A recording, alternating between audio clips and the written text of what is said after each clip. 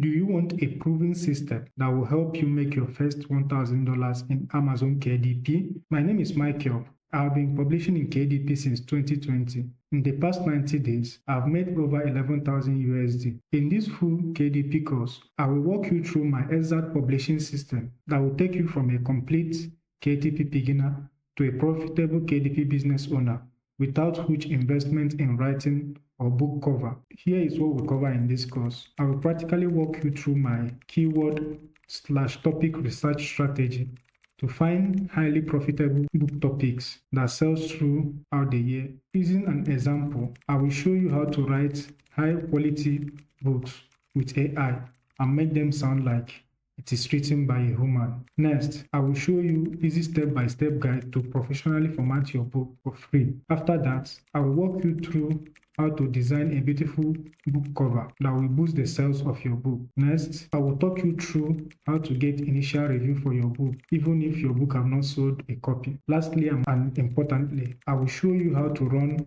and optimize your Amazon ads for profitability. Towards the end of this video, I'll be giving you pro tips that have helped many of my students scale their KDP business past $2,000 monthly profits. This course is mainly for medium to high content non-fiction books. Most of the strategy we will discuss can be applied to other types of books such as low content and fiction books. I'm about to show you my exact keyword research strategy to find profitable keyword using a practical example. Here is the plan. The first thing we are going to do is to find the audience or readers that will write the book for. Then we'll find the main topic or keyword we'll write a book on. Then we check if there is a demand in that topic or keyword. After that, we check if there is a competition. There is much competition.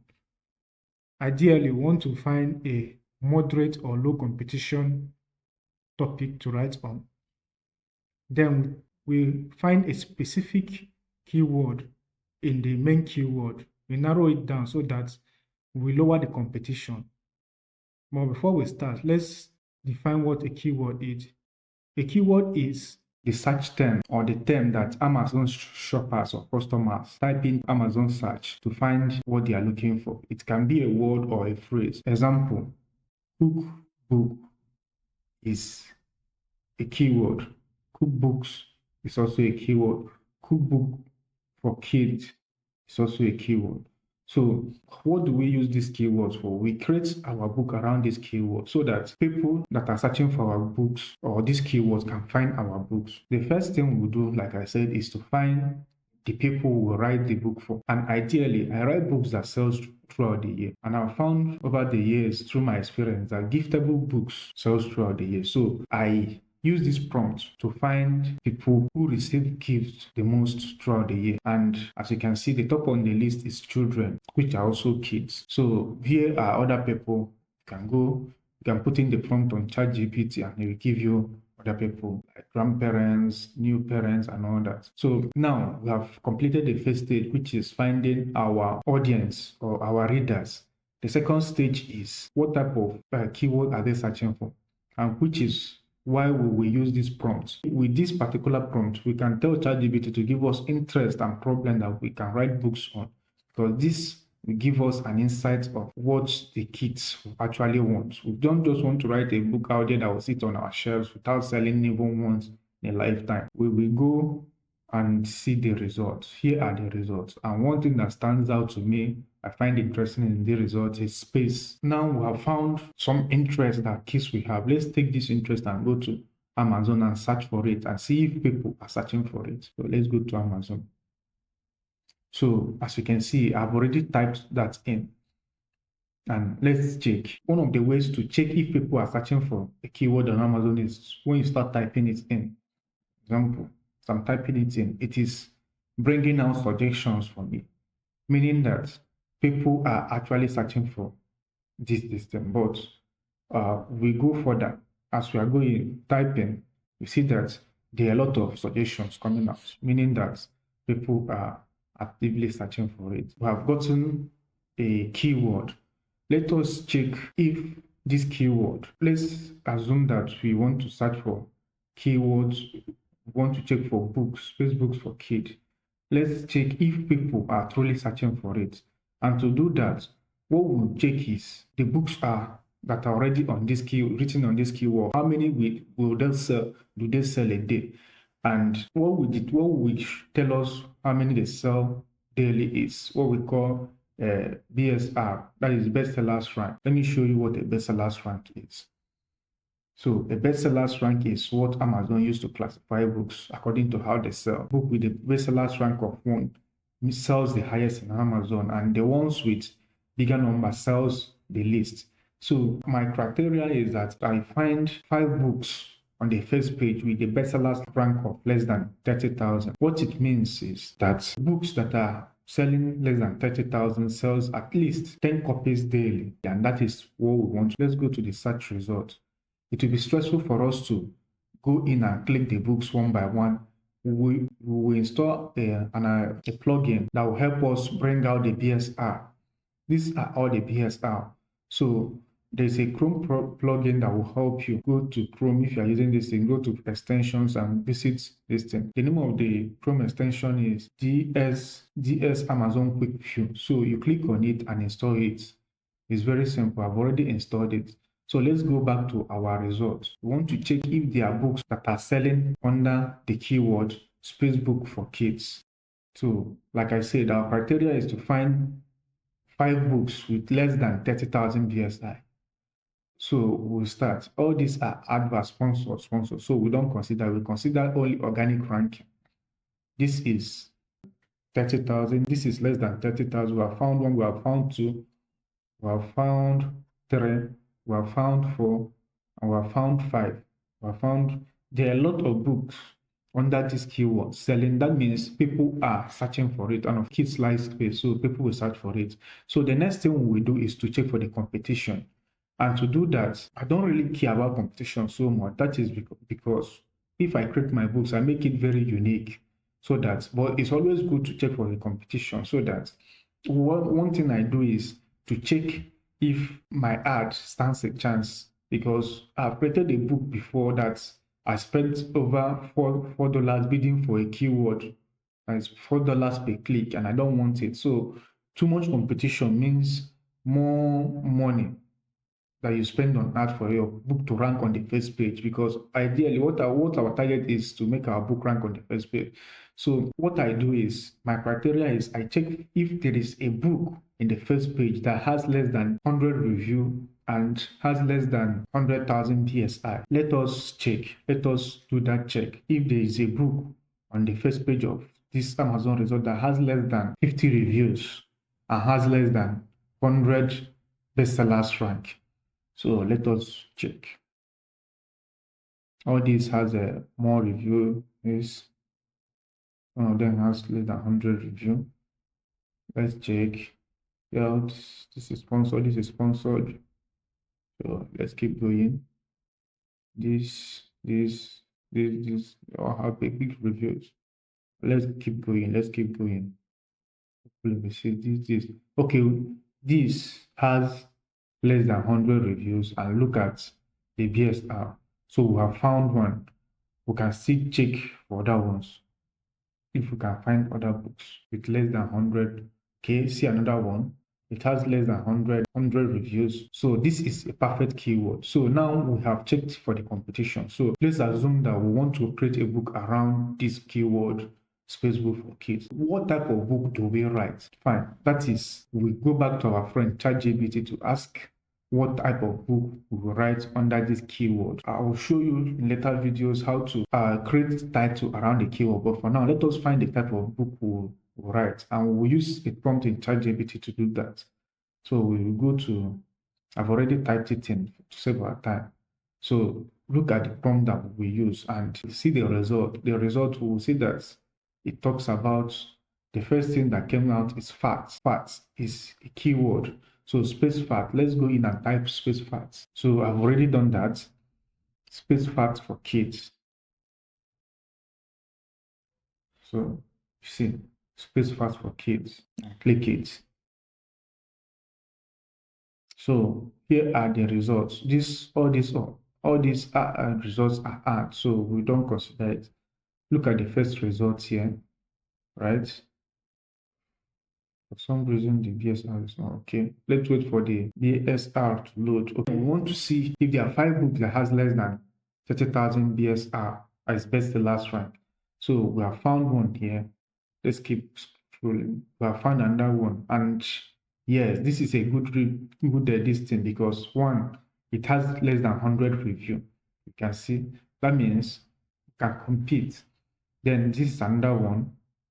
This one, there's no ranking, and this is another one. So you see, keyword research is very simple if you know what you are looking for. But I will advise you not to write any book here because when I put this video out, a lot of people may be tempted to write books around here and you will flood the market.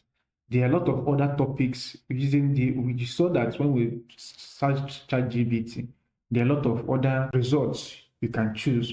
And each pathway, why it's unique is that each pathway will lead you to a different path. Somebody that decided to, maybe in the first place, didn't choose children, decided to choose teachers, will have a different result when you impute this thing. So what you do, if you choose teacher, you just substitute these kids for teachers, and get a different result, different results. Then when you choose a keyword, you substitute, you first take the keywords you have chosen and insert it here. You get different topics on the keywords you can write on. It is super important for our book to have an attention-grabbing title and a subtitle that describes our book very well. A well-written title and subtitle will increase the clicks on our book and ultimately lead to more sales. A well-written title should first have the keywords we want to target and also contain the audience we want to write the book for. Then also, the subtitle should be descriptive and explain what the reader will get from our book. To make our life easy, we are going to use ChatGPT to write the title and subtitle. So I've created a prompt. This is a prompt I personally use for creating my titles and subtitles so that it will be easy for me. If you remember from our last research, we have found our topic. So what we just do is copy the topic and insert here and paste the prompt on ChatGPT. So if you remember correctly, our topic is space facts for kids. So we just copy it, come to this place that I say insert topic and insert it. And after that, we copy the prompt and go to ChatGPT. So I've already done it. Look at it here and look at all the results I got. So for me, the one that interests me the most is mind-blowing facts for curious kids. You see how simple it is. So the next thing we do is to create subtitle. And to do that, we have to copy this title, right? And go back to our prompt. We are going to use a prompt to create it. Look at the prompt here. I'll not read it because of time. So we will insert our title, which we have already created, which is this. And here that I said main keyword. If you remember, our main keyword is space. You replace it with the main keyword, the first keyword we found after finding, that is the interests of the audience, which is space. And let me explain this subtitle. This subtitle is saying that, like you already see, the title of the subtitle should include the benefit of the book, which is very important. And also, it should be less than 20 words. It should be simple. Then it should not add any other keyword. We don't want to repeat keywords that are already in the title. Then it should add related keywords. So it's as simple as that. So let us copy this and go to replace this place with the main keyword, which is space to space. And we'll copy it to ChatGPT. So now here is, I've already copied it and done it so that we don't waste time. And look at the prompt. I've inserted these things and look at the results we got. You see how simple it is. Discover wonderful facts and all that. So it's very, very simple to create. You don't need to think about it or waste time on this. In this part, we're going to be talking about how to make our book better. Some of the subtopics we'll be going through is getting important insights from our competitors' book, creating our book outline, finding unique selling point for our book. This is very important, and how to improve our book so that our customers will like it. So if I want to get insights on what is inside my competitor's book, I'll simply click here, read sample. and you have to click it with your desktop computer so that it will open. While it opens, I've already opened a read sample for this other book. Let's look at what we have here. This is another of our, look at the table of content. At least we'll see the table of content and how they structured the book. Now you can see and pick some of the distance. What I find interesting is life in space. We can add it to our own book. Let's go, how they structure the book, space exploration, feature of space, and all that. So you can pick some of these things. It's important that you don't copy them verbatim. You just pick some of these things, and the next one is to create a book outline. In creating a book outline like before, it's going to be easy. We'll use ChatGPT to do it. So we'll use this prompt. All these places we insert our title, our subtitle, then include some things that we picked in our competitor's book, like chapters that we want to include in our listing. So I've already typed in the prompt on ChatGPT, and it has given me the answers. Introduction to space, the chapter 1, chapter 2, sun and stars, planet and all. You see the moon and its mystery, space exploration and all, unexplained space mysteries, black hole and all that.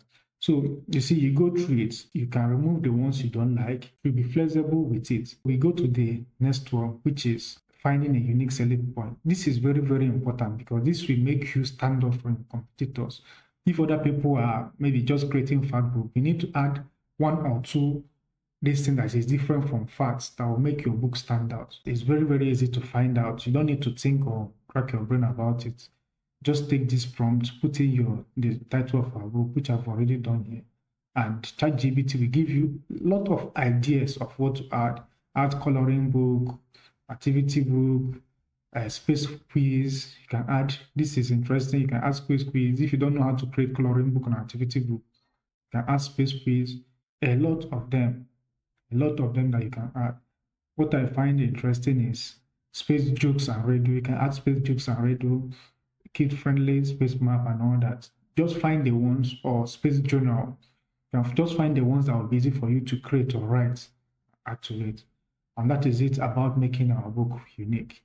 The next one we go is improving our book, making our book better than our competitors' book, which is very, very important. We do it by knowing what the customers like and the recommendation of the customers and commendation, what they comment about the book that we want to model after, their likes and dislikes about our competitors' book. And where we'll find this is the review section. I've opened the review section of one of our books, and you should be patient and read through it and pick out points.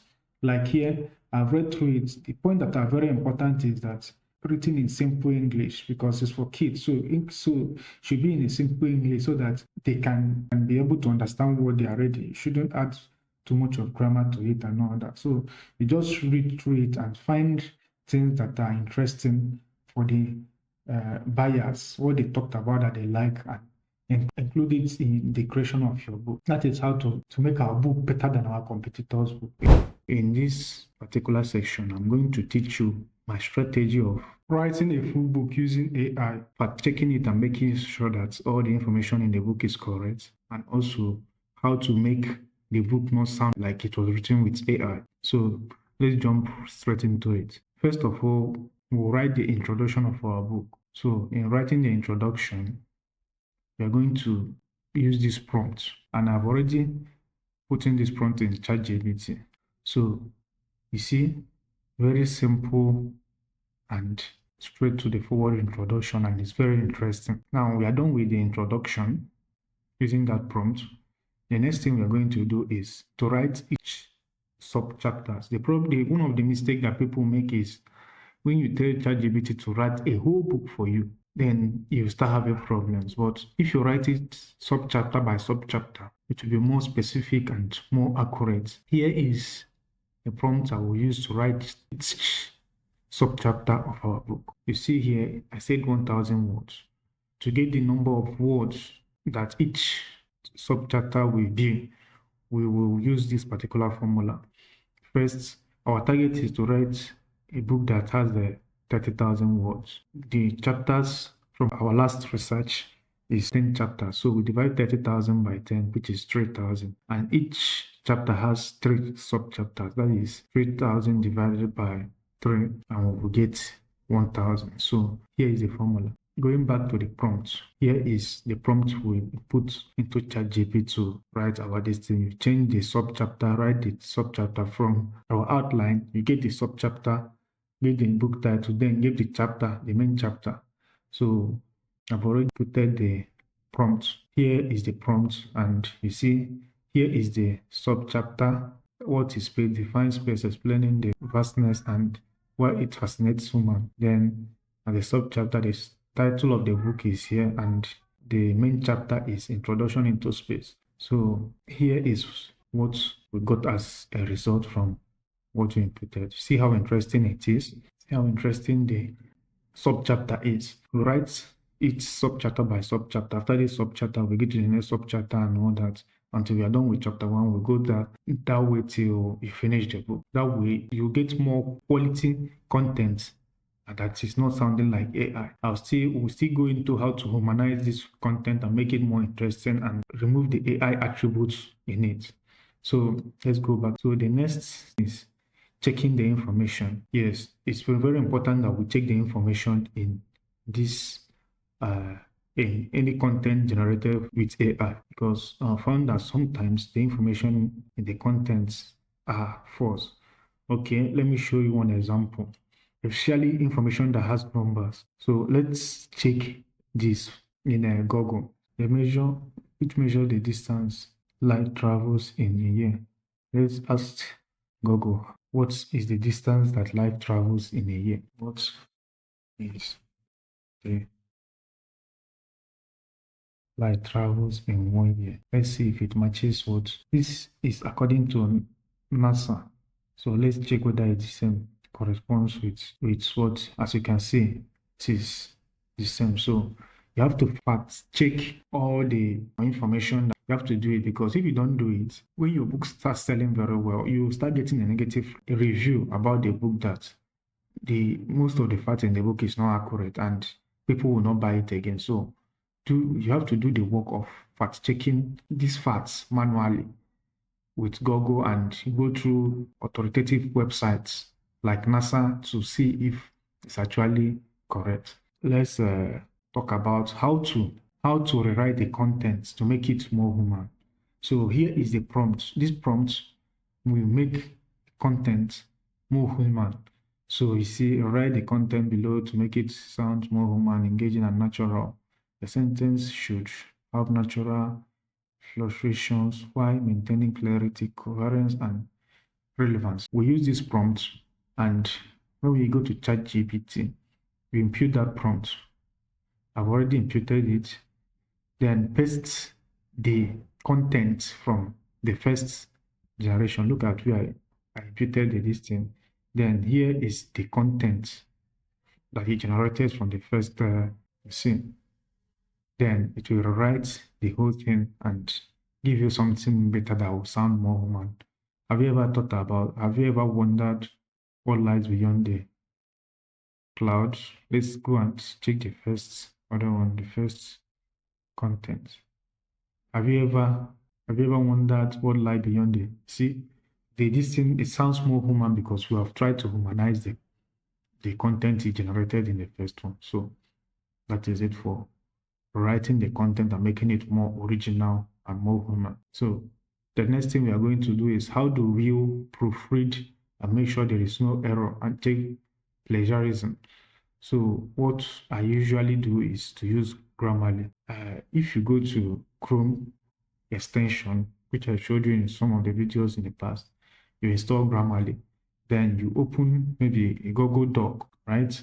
I've already opened it. You paste the chapter you are working on. You will see some of the suggestions like this one, and not even ring and no sound to hear. You correct them, you read through them and correct them yourself so that you don't make mistakes. But for checking plagiarism, you need the paid version of Grammarly.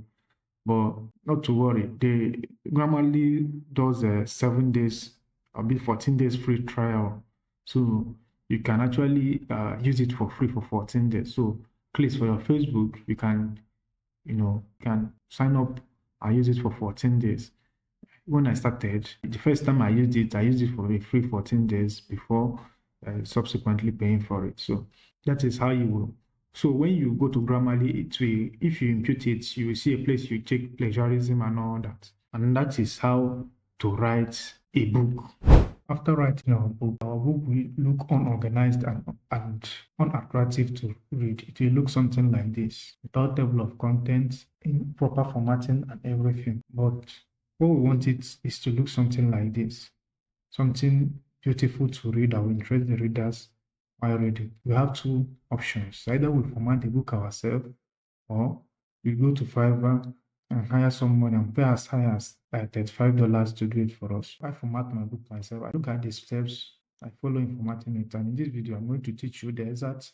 We're going to do is going to be a practical video. We're going to show you all the steps so that we can use and turn this into this to look this way. Both the formatting, table of contents, adding pictures. And before we start, we need to set the page size, the size of our book, and the page margins. That is the margins that we want to leave here and here, the space we want to leave here and here. And to do that, we go to layout, click on this drop down that says page setup. When it opens, we go to paper to set our size. Normally, most books in KDP is 6 inches by 9 inches. So you put 6 inches, already done that, and click OK. And you see. Then the second one is setting the margins. Go to same page setup on that layout and click on margins. We impute the margins. This is the setting I use for my books. Normally, any book that is less than 300 pages, you can also use these settings and it will fit very well. So the next thing is to edit the title page. We are still in layout, so we'll click on home. Here we have the title, the subtitle, and the author. What I do is I leave this on the title bolded, then choose whatever fonts we want to use. Since this is a children's book, I will use a Comics Sans this for the title. Then increase the font size to maybe, let's start with 50. See how it goes. See, it's not fine. It's not looking beautiful. So we may want to reduce it to 30 and see it's looking better now. But we can also decide to increase it to maybe 35 and leave it that way. Then after that, we will edit the subtitle. To do this, we also change the font. I prefer to use Garamond font. We center it and also increase the font size to maybe 20. And I remove the bolding in my subtitle. Then for the author name, we do the same thing. We change it to Paramount font, then center it, and increase the font size to maybe 25. So see, it's looking more, can add more space here, more paragraph. Click enter to add more paragraph. So we are done with this. The next thing I want to show us is how to add page breaks. Ideally, we don't want this page and this page to be the same. So we isolate each page and each chapter. So to do that, we will use a Control Enter. But to see it in action, look at, I added this to see it in action. To see it in action, let me click on Enter. See that it has added a break now. So this page now, whatever I'm doing in this page will not affect any other page in this book. Next, we want to edit this copyright page. So to edit it, copyright page normally starts at the middle. So we click enter, enter, enter, so that we add more paragraph to it. Then for this, we leave it bolded and center it. Click here and highlight it and click center. The same with this, we center it. It's already centered. Then for the text, For the font size, change this to the font you are using, that is Caramon, and leave it at 14. Font size to be 14. Change this to Caramon fonts and leave it at 14. Then leave it bolded and all caps. Then the second, this other part, you also do the same thing, bold it and leave it at 12.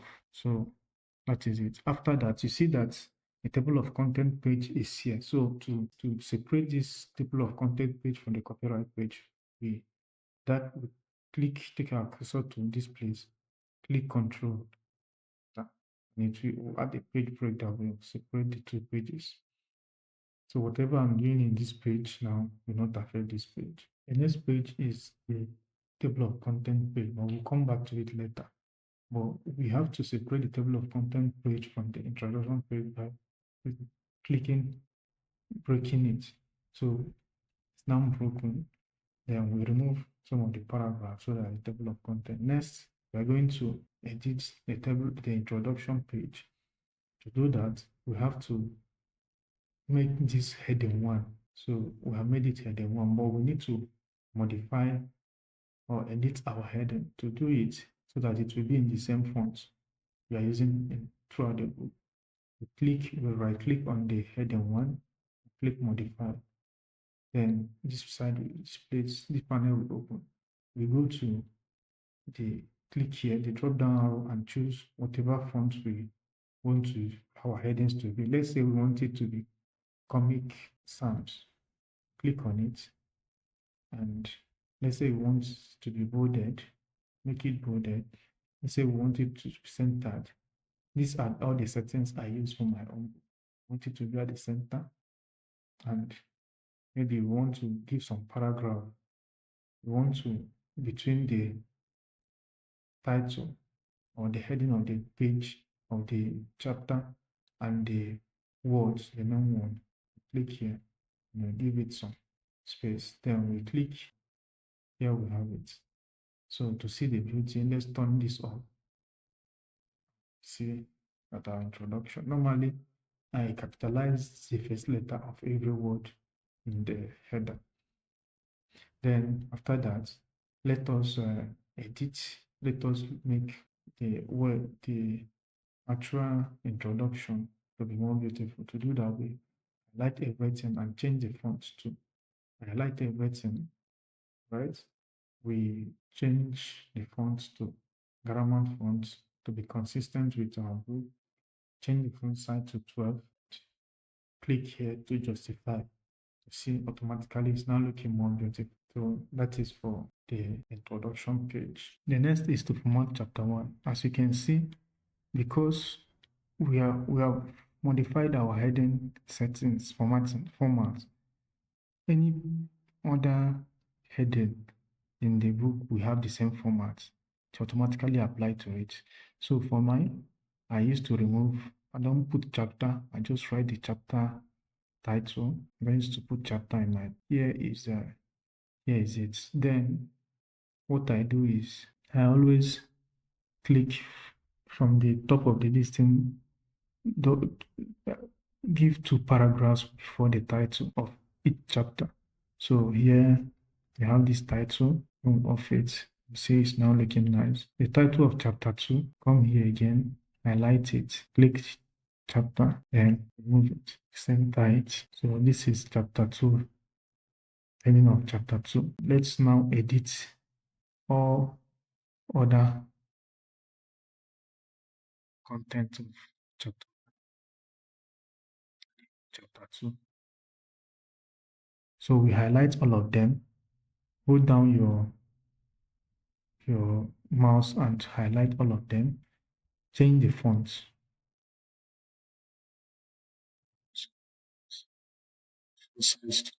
Why you are not seeing the grammar font is because the fonts of the headings are in Comic Sans.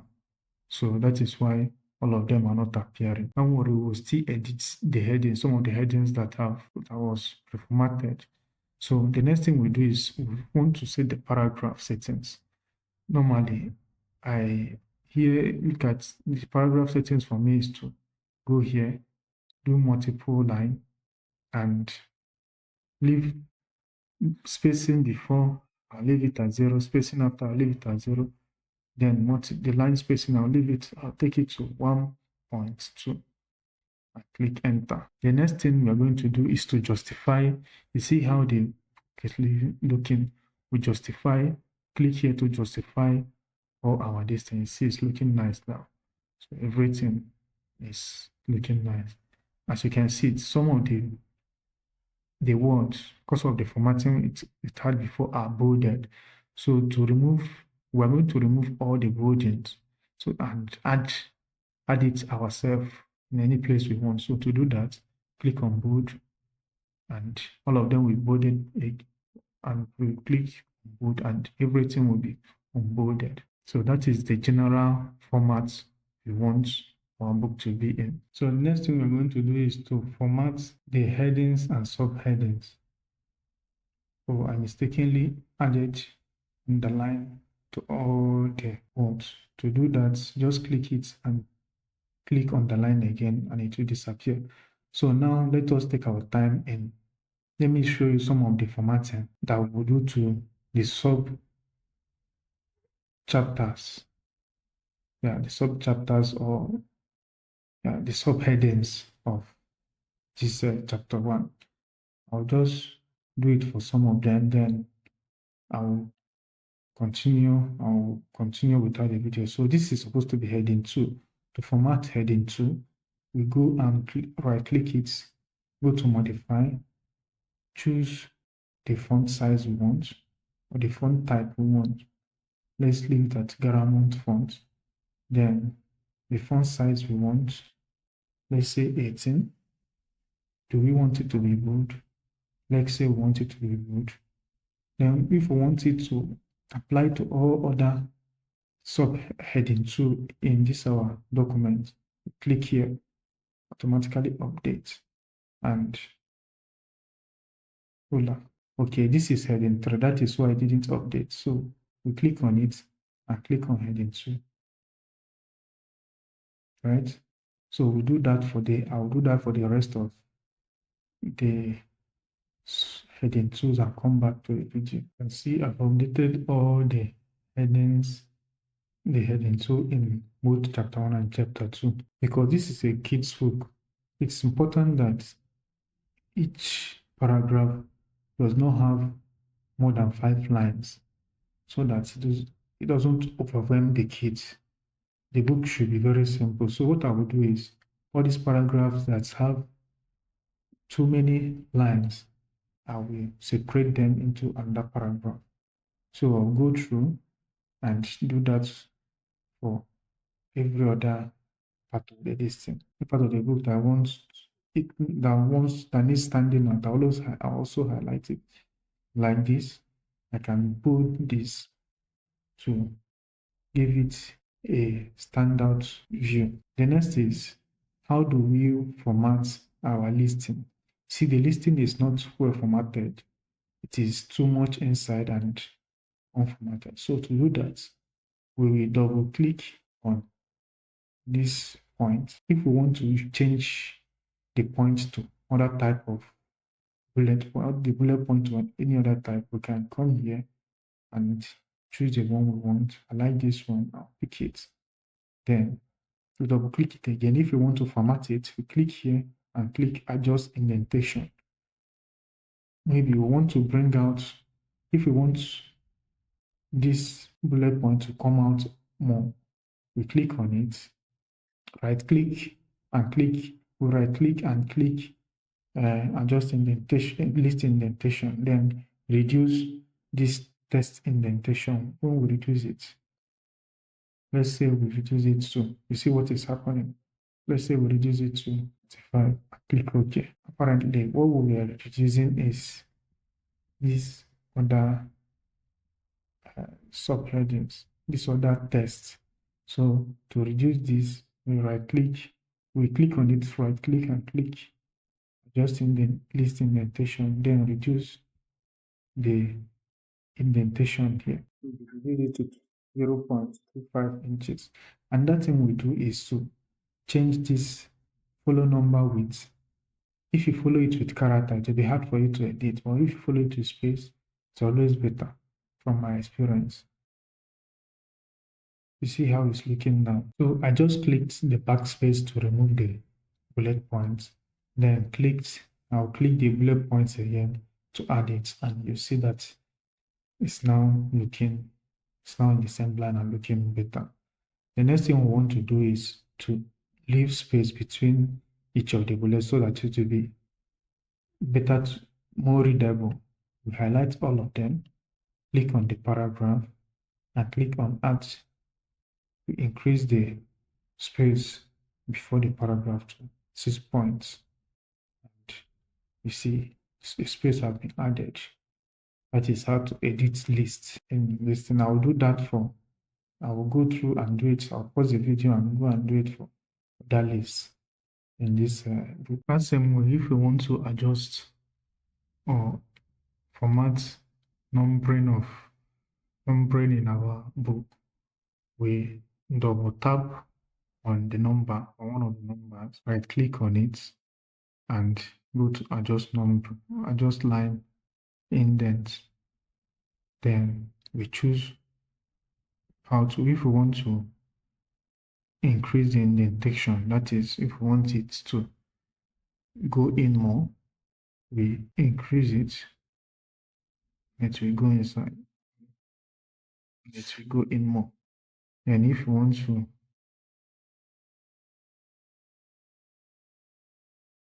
reduce this other side, bring out the numbering more, we do it, and this come out more. So leave it at the setting it was before. So, or it's not looking more. There's too much space between the number and the distance. So we change to correct that. We click here and change this to space. You see the space has closed up. The another thing is want to add space in between the numbering. So highlight everything, go to paragraph, add space before the paragraph. See, we've added a little space and it's looking better. Our manuscript is almost done. It's now looking very professional, right? It's now looking very professional. So the next thing we're going to do is, let's assume we want to add a picture to this place. So we are going to see how we can add a picture. We click on it, give a paragraph, then click on Insert. Click this drop down that it says Insert Pictures. Then you can choose a picture from online, or I already have a picture in this device, so I'll click this device, and here is the picture.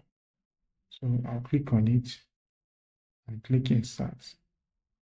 So after inserting, the cursor of your this thing will automatically come to picture formatting. You will, if you want to reduce the length of this picture, we can do it here. Let's say we want to reduce it, make it 3.5 inches or 3.1, click it, click enter.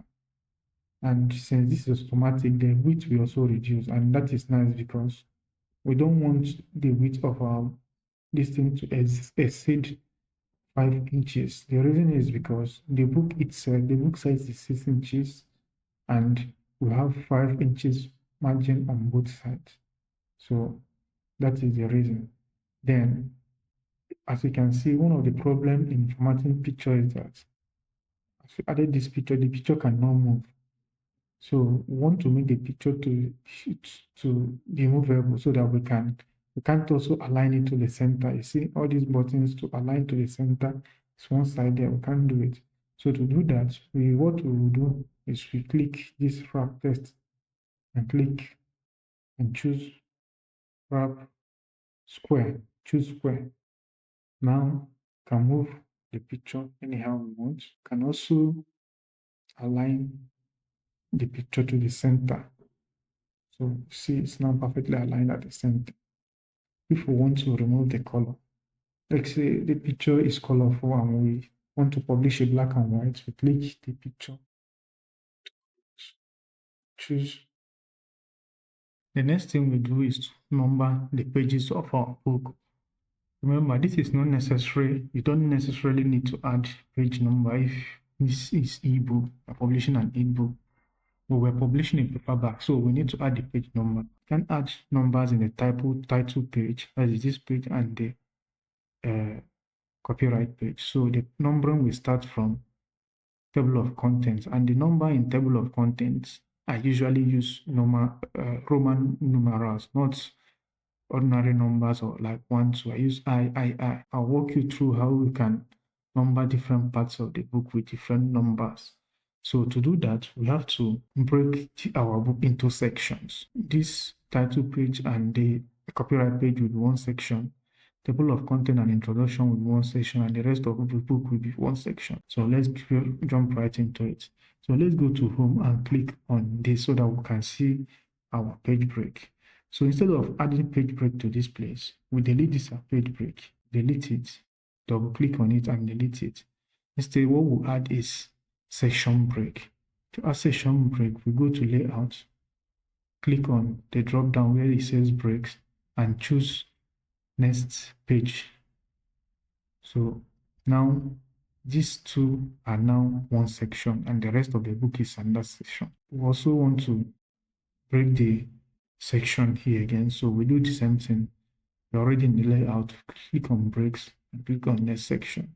So these other sections, this and this is one section, this and this is another section, and the rest of the book is one section. But the sections are still linked together. What it means is that if I number anything, if I decide to number this other section, to add numbering in this section, it will also continue in the other chapter section. So, but for us to avoid that, what we will do is to come here, come to the footer of one of the pages of this section. Let's say this section, or let's go to the first. We want to unlink this section from this section and this section. So to do that, we double click the distance and the header and footer option will show. So we click link to the previous or click it. So this footer is no longer linked to the footer of the first section, which is this and this. If we also want to unlink the header, we come here and click into the header and click link. We have unlinked the header too. So anything we do on this section now is independent to this section. It doesn't affect anything we do in this section will not affect this section, and likewise the boot. So to do that for the third section, this third section is still linked to the second section, which is introduction and table of content. To unlink it, we click here and click link, unlink and unclick. Same thing with the header. So all the sections are now independent. So we can close the header now and we go back. So now when we add a number to this place, it won't show here, it won't affect this other thing. So let us add the numbering now. To add the numbering, let's click on the section that has an introduction and table of content. Click on it and go to insert. Then we go to choose the option of page numbers. Then go to want the page number to be at the bottom of the page and want it to be at the center. So we click here. But we want our page numbers to be Roman numerals and not the numbers.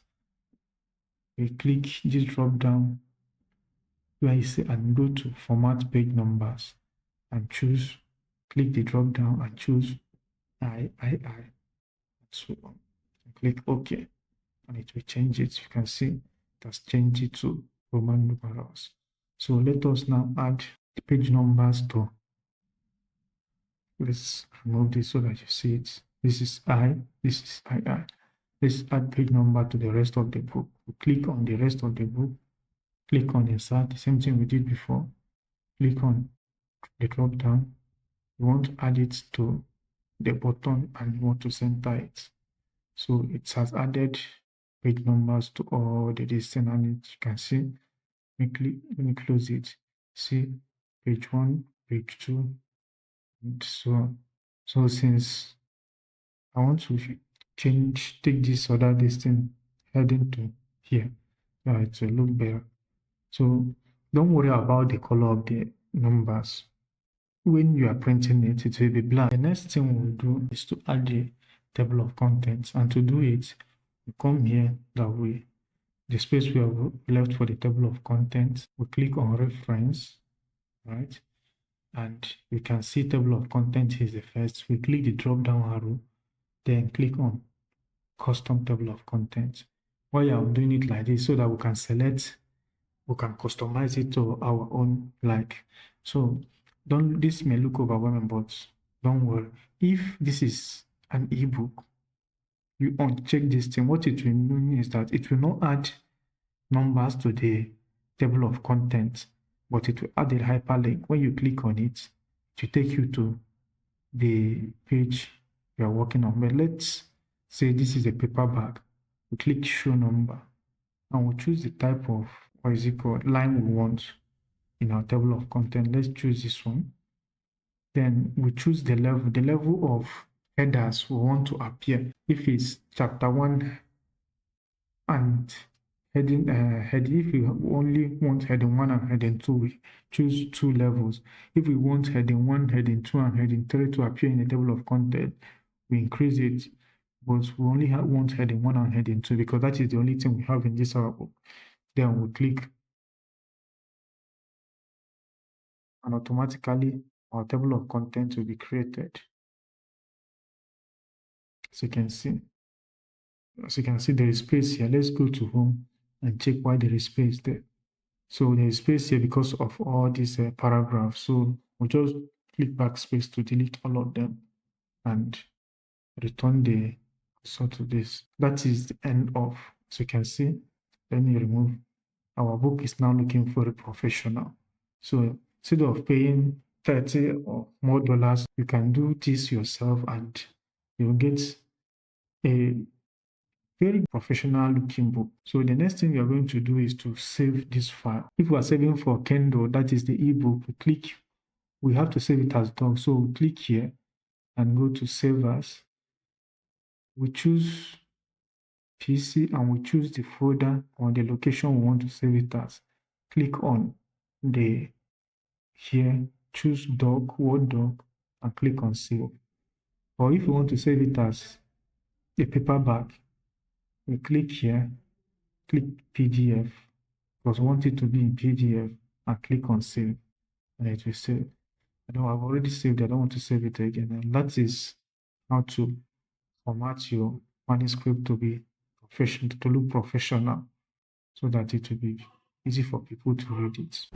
Book description is part of the write-up on our product page that sells our book. So it's important to write good selling book description. In this video, I'm going to show you how to write a book description that can drive sales for you, because we are going to be modeling it with a book description that is already working, that is copying our competitors, that their book description is getting them enough sales. So let's dive into it. The first thing is to find a book description that is related to a book that's related to a niche that is selling, where that we can model our description like their own description. Then the second one is to extract the template of their own book description. The third one is to use the template to write ours. So the first thing we are going to do is to find the book related to our book or in the same niche. For example, our book is interesting fact for curious kids. So it's a fact book. So books that are that are about facts are related or in similar niche to our book. I've searched for it and I found this and I opened it. Then I went to the description and copied it. So after copying the description, you see that the book is a bestseller. You go to the next thing we are going to do is we'll go and use ChatGPT and extract the template of the book description. So that's what I did here. So we use this prompt.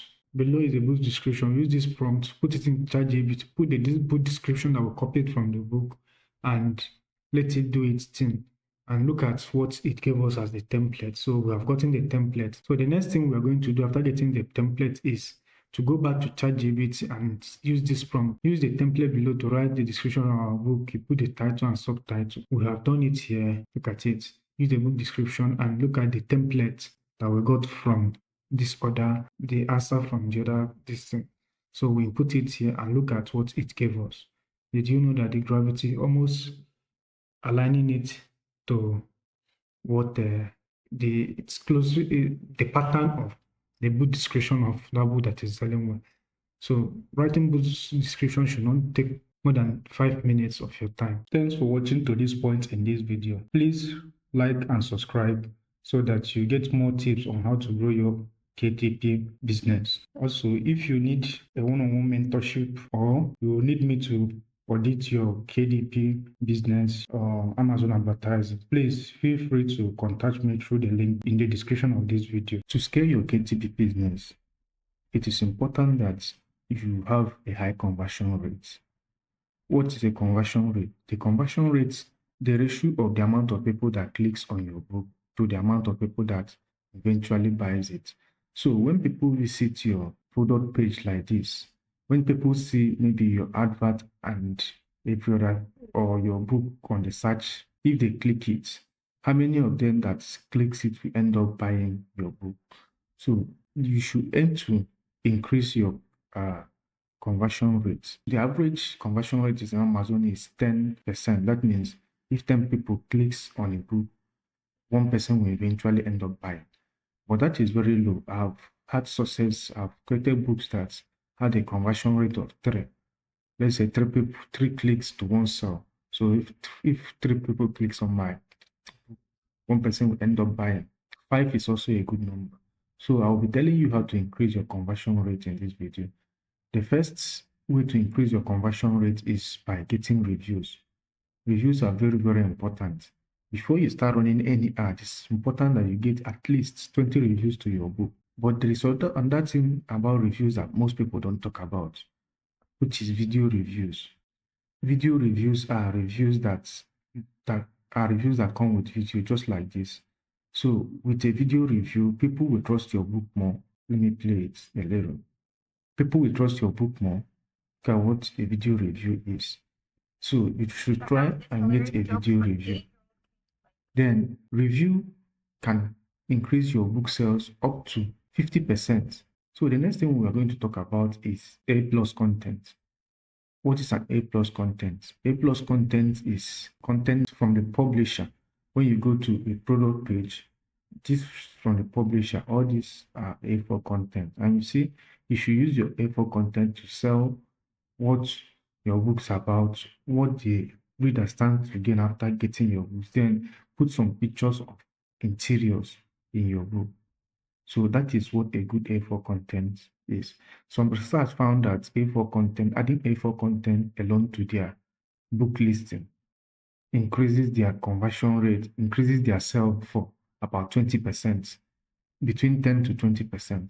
So it's important that you add A4 content to your product page or to your book. The last thing we are going to talk about is making your book unique. I can't stress this enough. If your book is unique, it does a lot of things. One, it makes you outcompete your competitors. Then secondly, gives you leverage to increase the price of your book to any amount to get higher royalty. Ways you can make your book unique is maybe simply formatting your book differently can make your book stand out. An example of this is, I'm going to show you this book. Look at this book is a joke book. Look at this formatting and look at this other book. You see that this other book has a better formatting. So by simply formatting your book better, you have added something unique to your book. It can also be pictures. It can also be adding a content. Let's say you are writing a book about inspirational sports stories for kids, and there's other people in your niche in that particular topic, other books in that particular topic are writing it.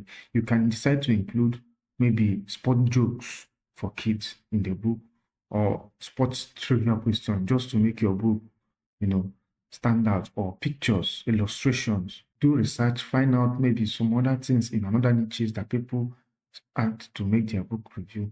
Think about it, write it down, and or maybe seek the help of ChatGPT to help you give you words to add to your book to make it unique. So these 3 tips, if you implement it very well, you will see that your conversion rate will certainly improve.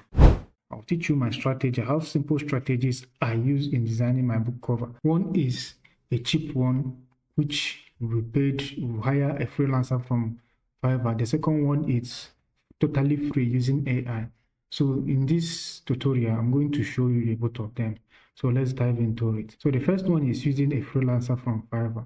So to look for a freelancer on Fiverr, I have somebody I've been working with over the years. I'll tell you how to get the contact before the end of this video. So, but if you want to go to Fiverr yourself and search for a book cover designer, you just go to the Fiverr, sign up, and go to the search bar and type for Amazon KDP book cover design. Then you'll see a lot of designers. Choose the person you like to work with.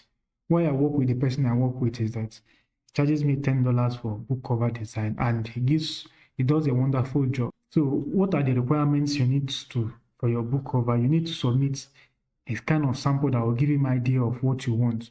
So to get this sample, I usually go to Amazon, search for books that are related to my books. I don't search for books that are directly your competitors. Search for people that are related to your niche. Like now, it's a space fact book, but let's assume we are working with the space fact books. I'll search for fact books for kids. So I have already opened this. This one caught my attention. I'll just open it and copy the URL and send to him as a guide or a template for him to use and design. The book size should be the size of your book. If it's 6 by 9 inches, basically is the typical high content book size I work with.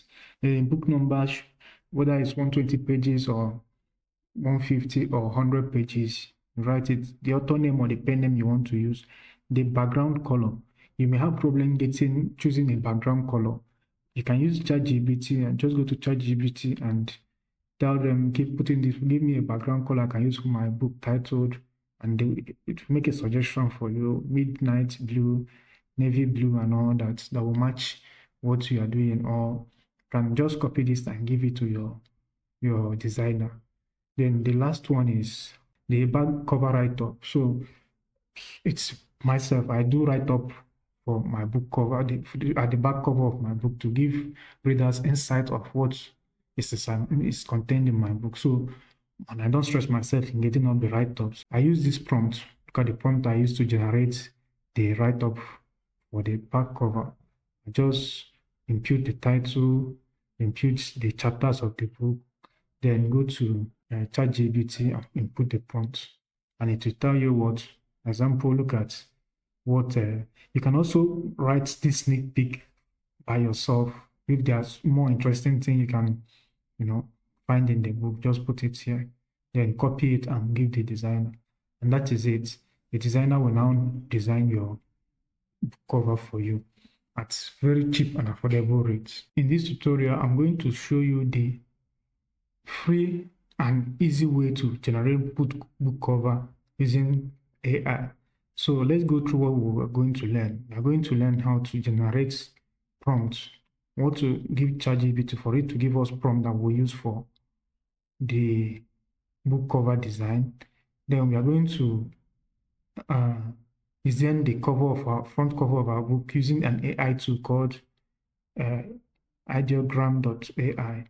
Then we will design the full cover, the whole cover of the book, put everything together, both the back cover, the front, and the front cover, and the whole cover of the book. How to save it? Let's get started. The first one is generating a prompt that we use to give an AI to design our book cover from ChatGPT. So look at the prompt I'll go to ChatGPT and simply impute the prompt. Look at the prompt, write a prompt that I can use to generate the title. Remember, we are working with our book the book title we want to, don't include the name. So now I will copy this prompt now, copy it. I'll copy it and head over to this website called Ingram.ai. You sign up for free and everything is free about it. When you sign up, you see where you come to the home page. It will take you to the home page.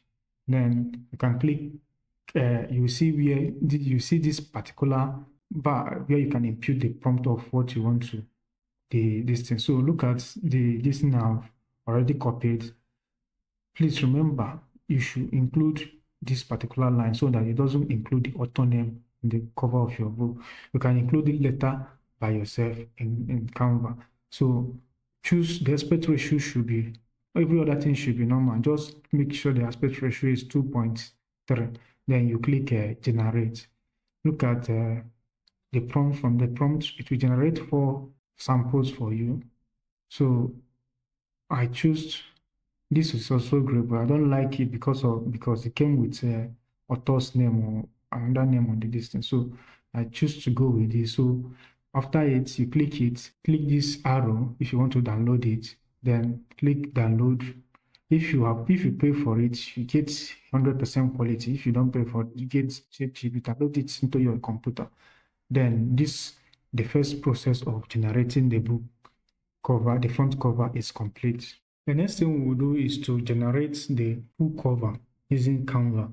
But before we do that, we need to get a template so that we know where the place we place our book cover, our front cover, where the margins will end and where our write-offs will end. So you understand it better as we proceed. So to do that, we come to this website. This website is called bookwa.com.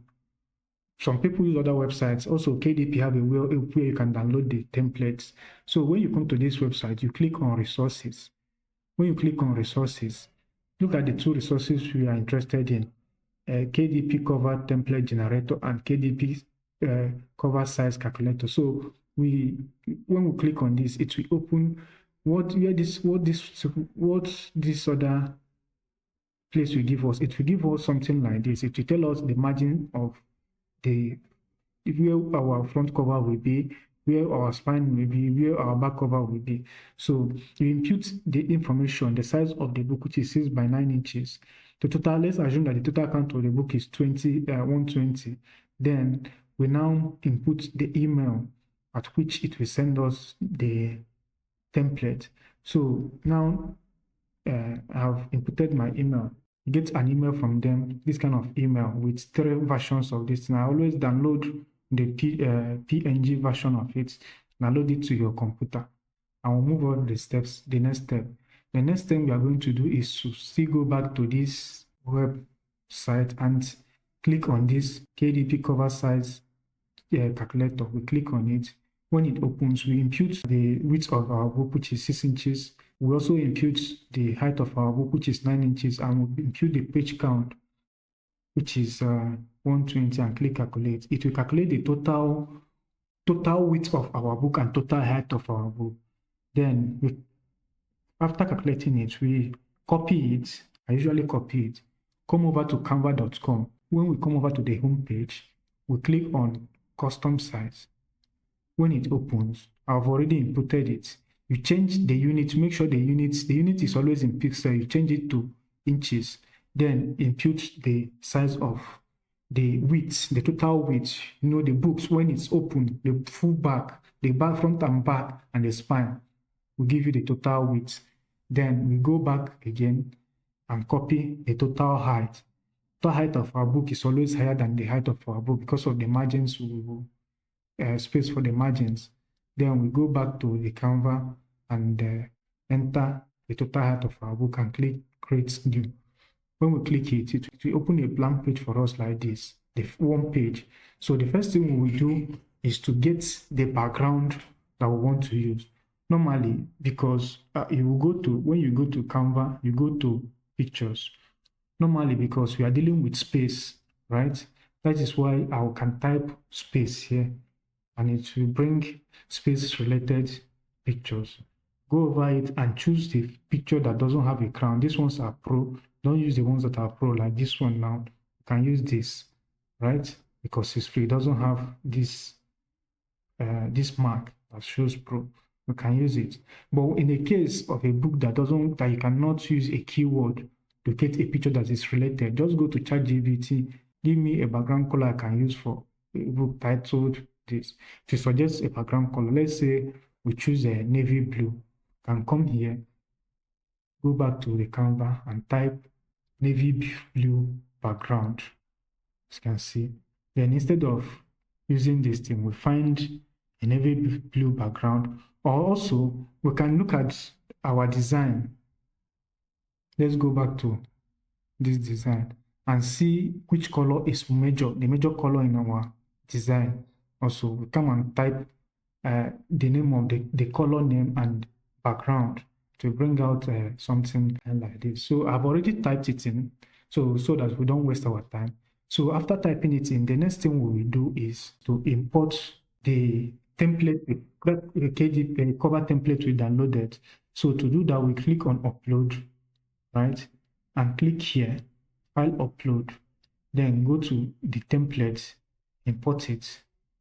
I've already imported it before, but for the sake of this video, let me do it again and drag it to this place and press and hold your mouse and drag it out like this. Drag it out to cover the whole surface of the Canva. So when we have finished dragging it out, we upload the front cover that we downloaded from. I'll not upload it again, I've already uploaded it. So you upload it and click on it. So you come to the Canva, you take it, and you see this line. If you watch closely, there is a line here in this distance. Take it to that end, or take it to the spine, the end of the spine, right? When you take it, you hold your mouse key down and drag it to cover the whole of that front page, right? Cover the whole. Make sure it covers it.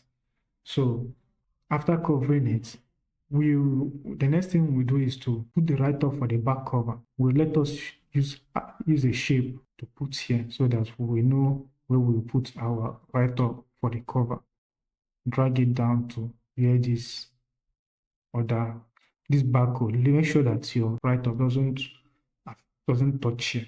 So the next thing we will do is to get our write-up. We will go and use this prompt. Include the chapters and sub-chapters of your book here. I've already done it.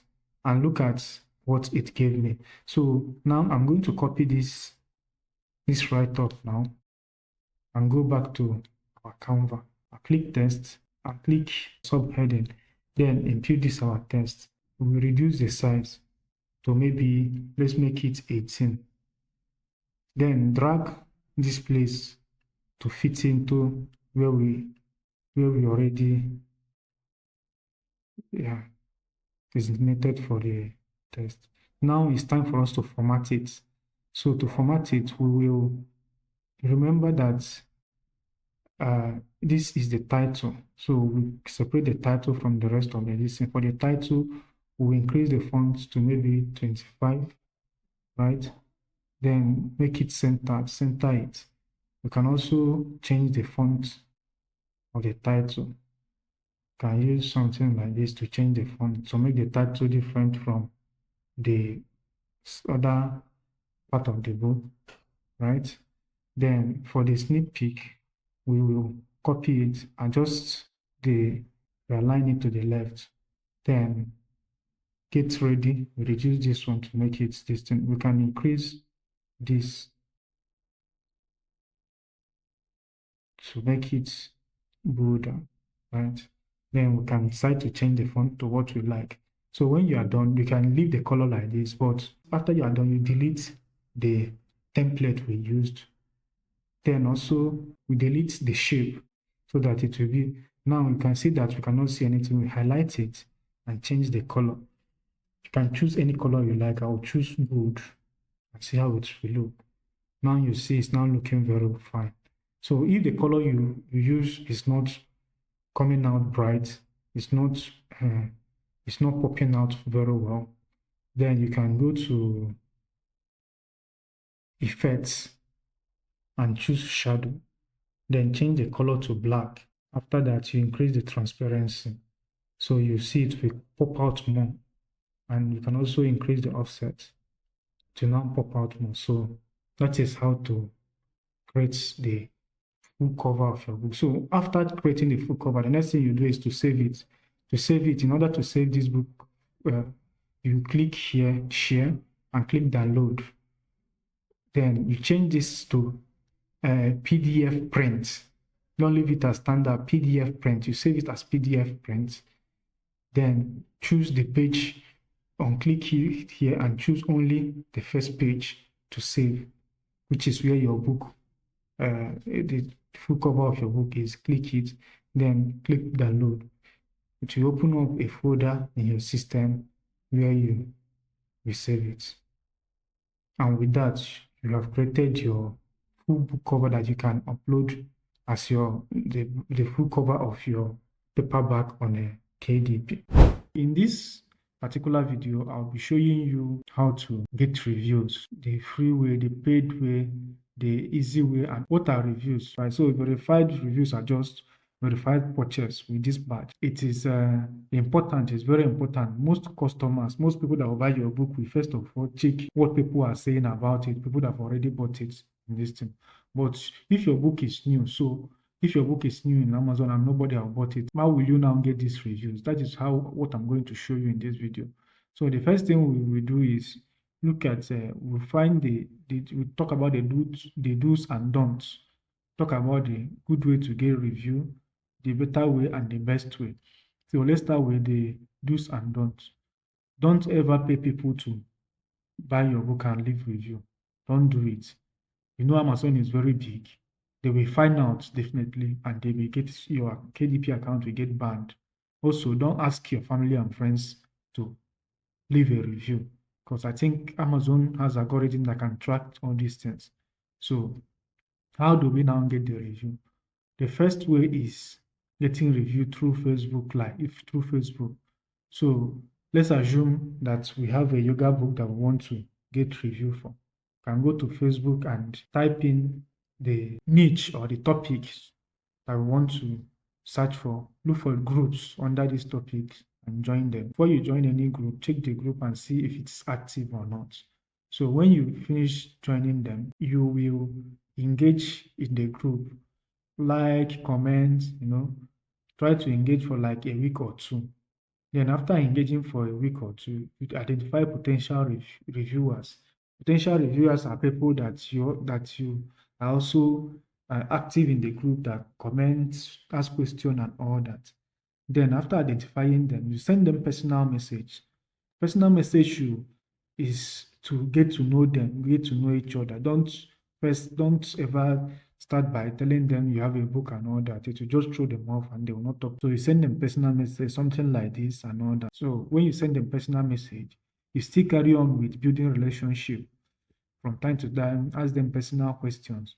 So when you are now at a comfortable place with them, please, you have gotten to know them a little bit, then you casually mention your book to them, maybe using this format. So after mentioning your book to them, if they agree, you ask them of their email and send them a sample of your book.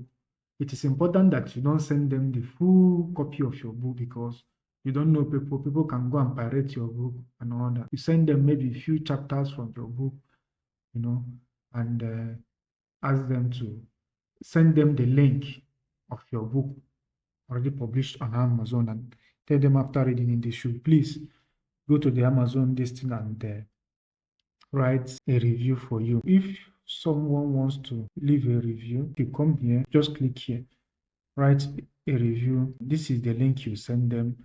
Amazon.com does leave review, create review. Then this is the only thing you will change different is put your S and the identifier of your book here, and you take the person to this particular place that they can leave a review for you.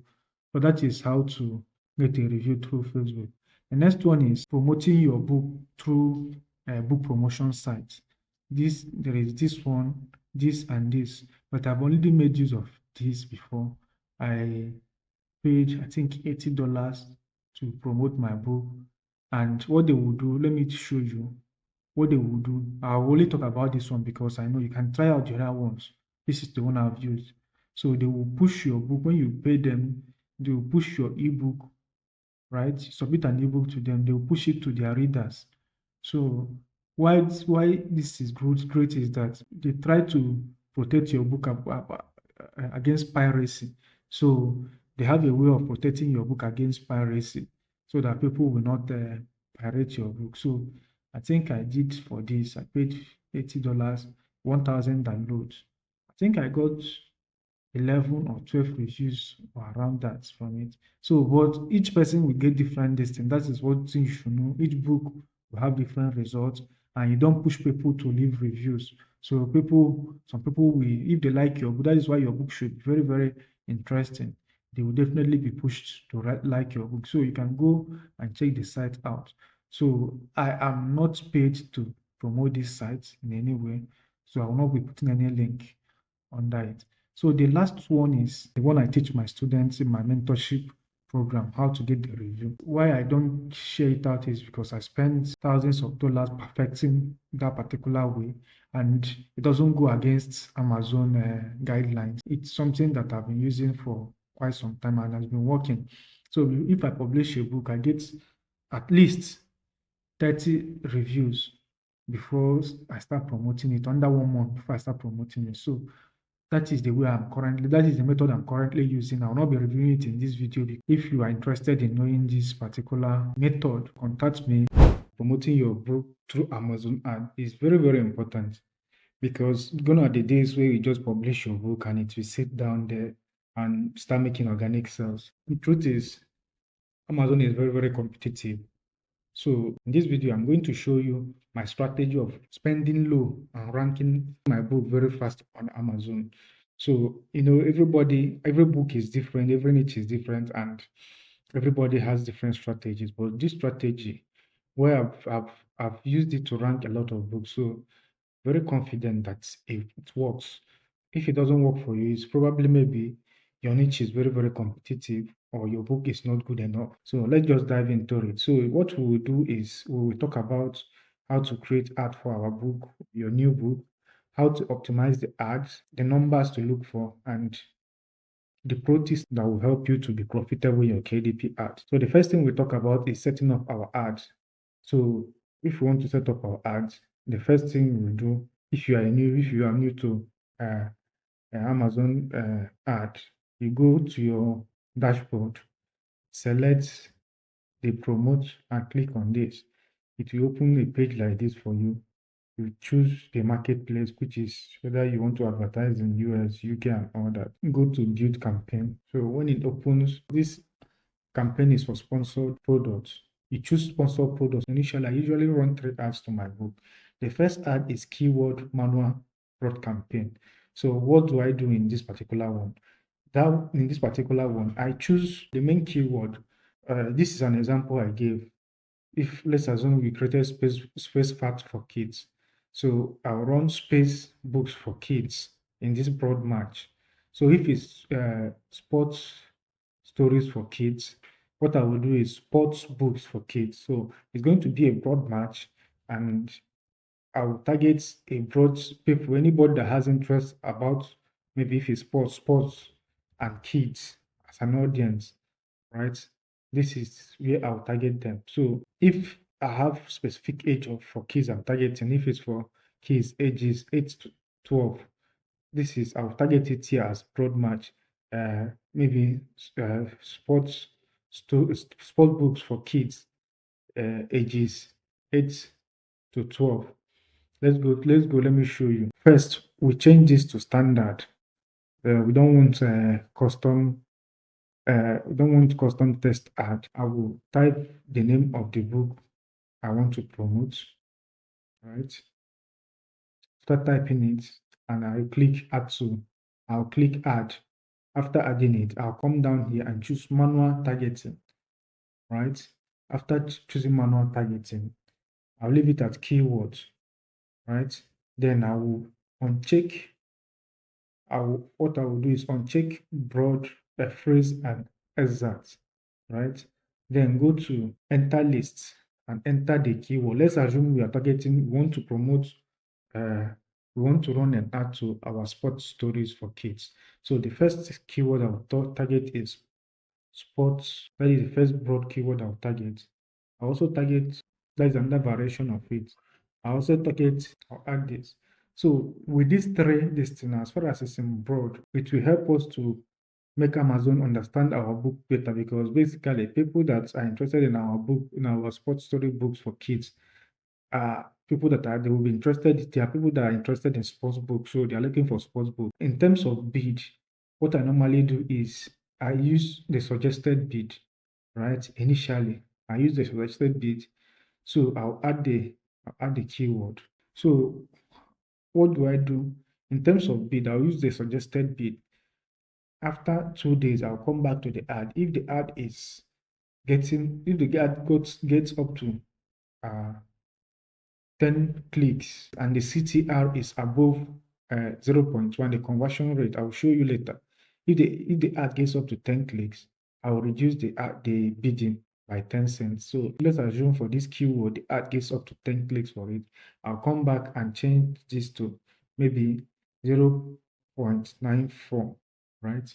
But that is after 2 days or after a day. I'll just be monitoring the ad. So I initially start with the custom bid suggested bid by Amazon. So let's continue. I'll leave every other thing as it is. Then when I come back here, when I come down here, this is very, very important. I found that fixed bids gets click faster than up and some down only bid. Some people will advise you to go with down only bid, but if you go with down only bid, it will take time for you to get the amount of click that you will get with fixed bid. So keep that in mind. Then we leave the remaining as it is. Write the name of our book, the name of the name of the ad here, and put the budget. Initially, I start with $10 budget and click launch. So that is it for setting up the first uh, the first campaign, the first ad for our listing. Then I'll set another ad. The second ad I'll set will also be a manual campaign. Let's go back the same way we click our standard, add the book we want to target, leave it in manual targeting, in keyword targeting, right? But when we come down to this place, let's remove all. When we come back to this place, we will target the main distance, assuming we are targeting sports facts, sports stories for kids. Change this thing to exact. Here we add the actual keyword we want to target: inspirational sports stories for kids, sports stories for add everything. Let's go and let's say add all keyword. Then we remove the ones we don't want. So we add, now you see the difference. The other one was for we are targeting books. Now we are targeting the two keywords, and we remove this. We try to target as much as possible as target our readers. We remove this too because it's not within the age group we wrote the book for. So we try to target people within the age group. Young readers is it's okay. For kids, you can decide to remove it. So I will target almost specific people that I'm writing the book for. Again, I'll go with suggested bid first. Then after any keyword that gets up to 10 clicks, right? I will I will reduce the bid. Some people will advise you to start your bidding with 5 cents, 50 cents, 50 cents. Well, it's fine. If you can start with 50 cents, and after 2 days, if it doesn't get any click, you increase it. But I do this thing just to start gathering data fast. So if $2 is too much for you, you can start with don't $1, across board and see how it goes. So that is, you can start with 80. So sometimes there are some books that I set a benchmark of starting my bidding with 0.8 cents. In fact, I would advise you to start with 80 cents, right? 80 cents bid in all high content. It depends on the book. There are books that have high competition where the bidding will be very high. And there, so why I start with this bid is to know the amount I'm going to bid, because when you start look at the bidding, average bidding is 2 USD.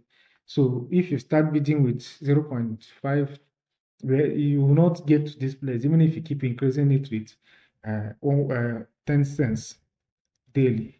Before you get to a place, you get impression, the honeymoon period, or your time, you're wasting time. So I go from high, start reducing the bid a little by little by little. So that is it.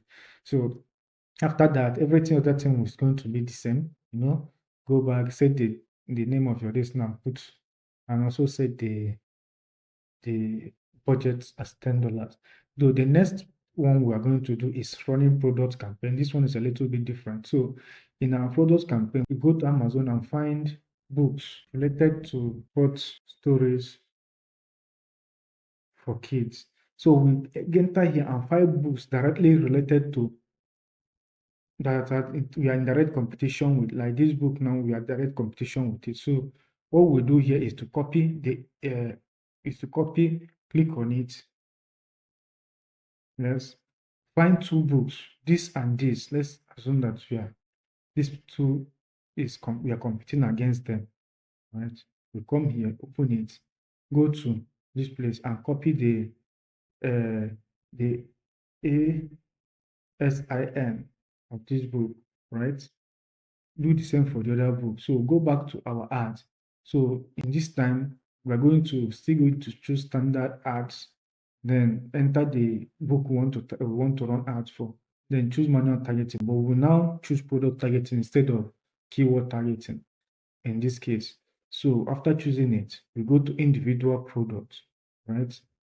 And remember, what we are going to choose is we untick this, we tick exact and untick expanded, right? So that expanded will target also similar books related to that book we want to target, right? But we tick exact. So we place that ESN we copied here and go back to the second one. Also copy the same thing. Notes. This is for Kindle. So we go to paperback. This for the candle. Be sure that it's in a paperback, that this is paperback for copying uh, this number. Then you come back here, paste it. So after you leave it as suggested as before. I'll leave this way. I can reduce this to maybe 1.1, right? And save. I think that is everything you need to do in product targeting. Every other thing will still be the same. Leave it as fixed bit. Then the name of the campaign, leave it as $10 and click launch. That is it for creating the first 3 campaigns we will create for our book.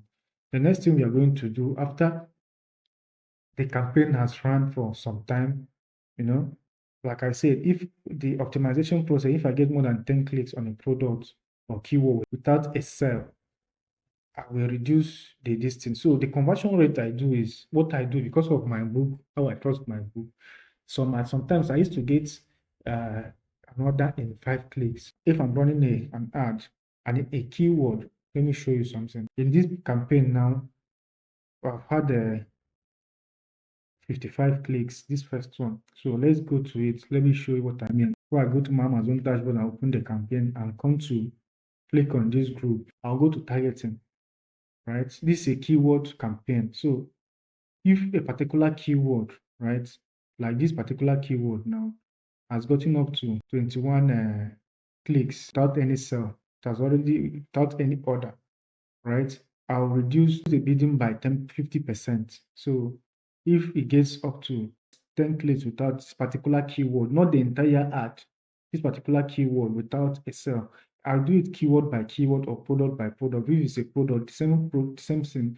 Each product you are targeting will have different listings. So if I go to it, I'll reduce this. If this thing is 0.9, I'll reduce it to around 5 points, let's say 5.5, right, by 50%.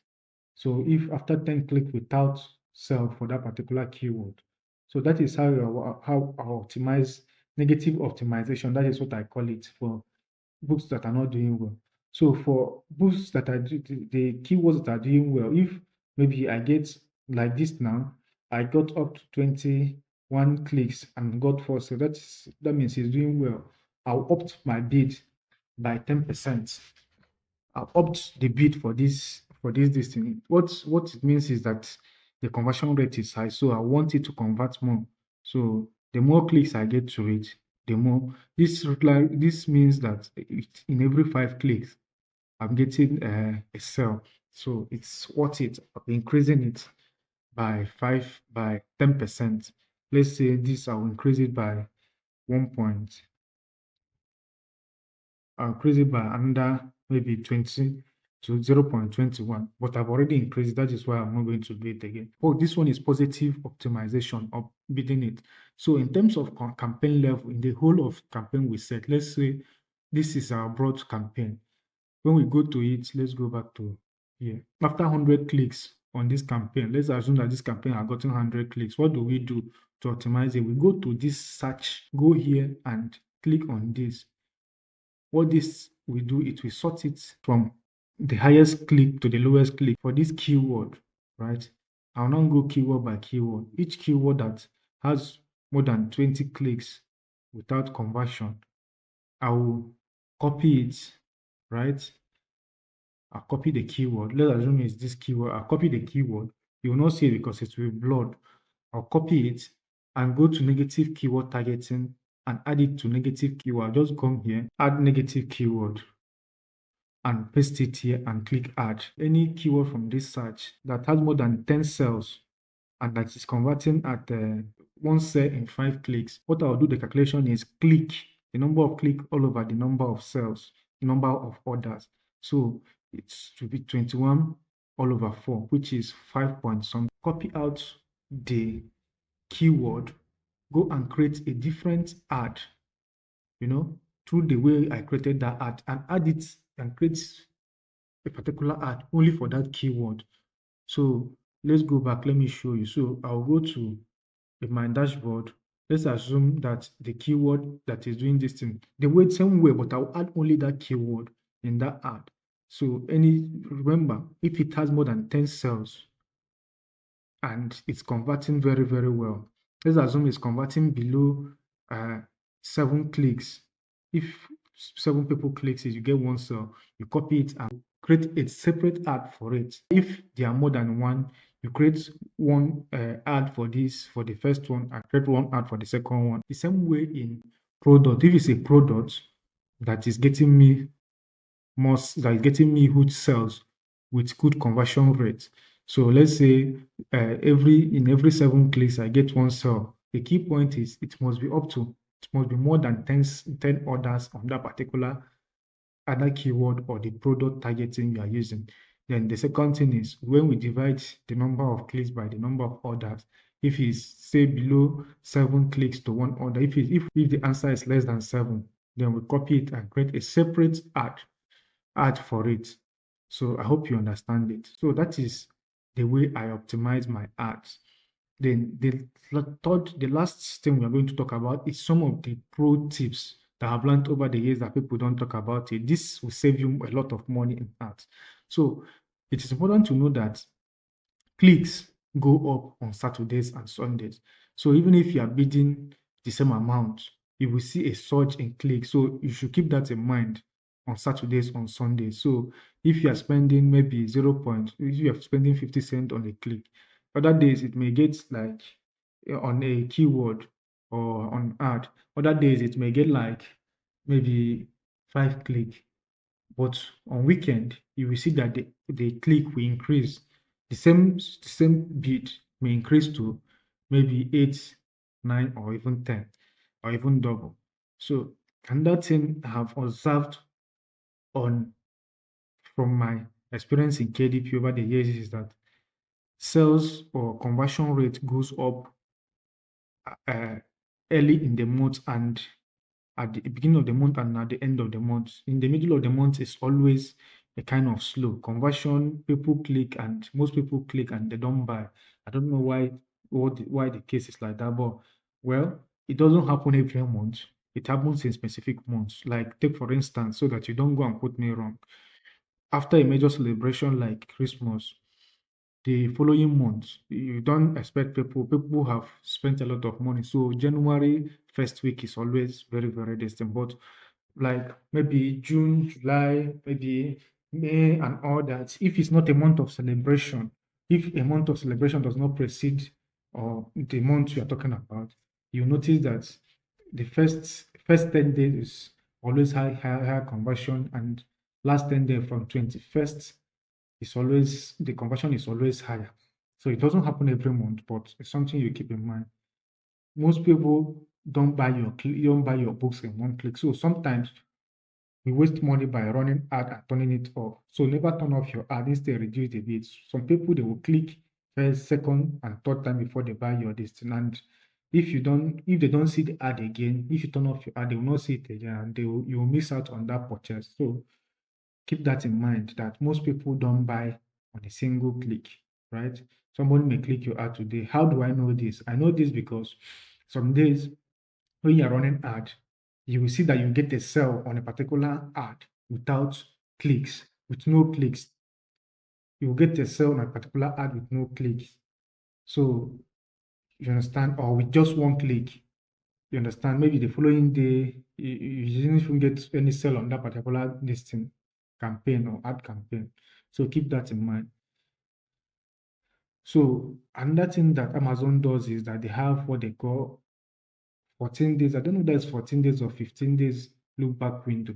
What it means is that somebody may click your ad today and buy some days later. I may click your ads. If somebody may click an ad today and buy next 2 days, when during that next 2 days, that person may make that purchase. If he sees your ad and clicks it again, it will not be recorded for that 2 days. It will be recorded for today. So if within 14 days, so somebody may click your ad today that maybe today is first of the month and buys it maybe on 14th of the month from another click, from clicking your ad again. The sale may be recorded on the first on the date of the sale. So if you want to, you may be wondering, you are not getting sale, but if you look back on that 14th, you see that the sale actually, the number of orders you got, they actually increased. So keep that in mind. So another thing is celebrations. Conversion rates are always high. So major celebrations like New Year, Christmas, Easter. So you should prepare for it. You should always prepare for those celebrations and getting maybe getting more budget for ads during that celebration. So because if your book is maybe converting in 10 sales to one click, you see that it may come down to even sorry, 10 clicks to one sale. You may see that it may come down to 7 clicks to one sale, or even 5 clicks to one sale during a celebration period, because people are buying on impulse. That is the reason. So that is the end, and I hope this will help you to understand KDP ad.